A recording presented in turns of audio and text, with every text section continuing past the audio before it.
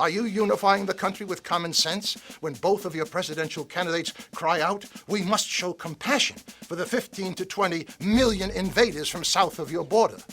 Is it common sense that the very political party who claims to be the party of the people and shouts, we will bring change, consistently stops all common sense legislation to secure your borders, establish workplace verification, and stop taxpayer money for illegals? Illegals. Well, good morning, ladies and gentlemen. My name is Thomas Paine. And let me point out that in the eyes of my American Indian brothers, I could have been seen as being an illegal, but I wasn't.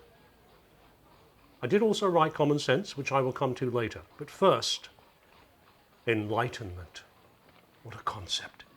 That we could end poverty and ignorance. That we, the pawns, could take the power from the kings and queens and bishops. That through science and curiosity and reason, we, the people, could begin the world over again. Now, I loved the London of Enlightenment, with conversations and debates and letters and pamphlets and books and coffee houses and chocolate houses and taverns that became debating societies, each with a speciality, everything from politics to farting, sometimes hard to tell the one from the other. But we were questioning everything, and I was learning how to reason. Then I met the British American colonial agent, Benjamin Franklin, and he wrote letters of recommendation to some of the most important men in the colonies. An ingenious, worthy young man, if you could put yourself in the way of finding him employment, from the most important man in the colonies. So, with Enlightenment in my mind and Ben's letters in my hand, I set sail for that place of new hope and last resort, the colonies.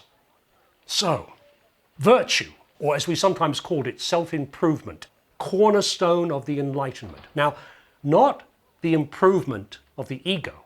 No, not that at all. No, the idea was to rise above one's own personal interests to do public good, having preferably first secured some personal financial security.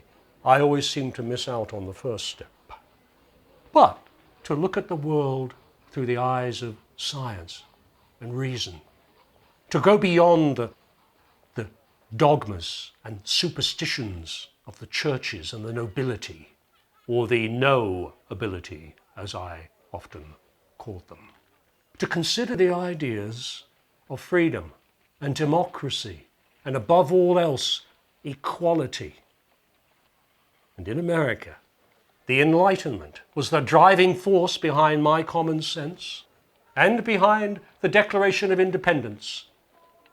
Would that we could have said the same about the Constitution. But for a time, these ideas swept across Europe and then across the Atlantic and into the colonies, and I was lucky enough to be part of this great tide that suggested that we could begin the world over again.